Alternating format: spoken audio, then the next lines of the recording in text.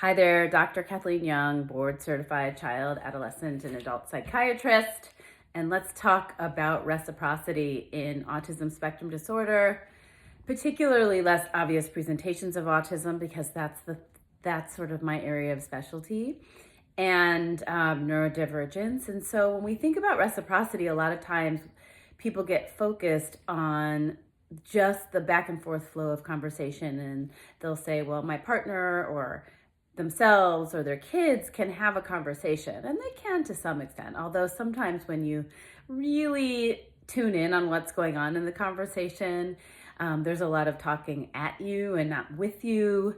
There may be a lot of conversation about a certain topic that person feels very comfortable discussing, but there isn't necessarily true reciprocity. But today, or in this video, I should say, I want to focus on emotional reciprocity, because that's part of it. It's not just the ability, when we talk about challenges with reciprocity, it's not just the ability to have a conversation, it's also emotional reciprocity, or just reciprocity in the interaction.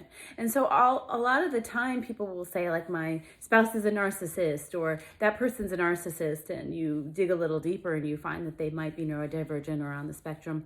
And I think that's because people come across as narcissistic because they have a harder time with the emotional reciprocity and really not being very egocentric. They may notice that there's something going on with the other person, or that the other person's upset, but they don't know how to respond or what to say that would make things better, or how to perspective take and put themselves in the other person's shoes, or really to just have that. They say that people on the spectrum have a lack of empathy, and that's not entirely true. It's more nuanced than that. And I think they can have a harder time with the give and take in a relationship that comes with the emotional reciprocity.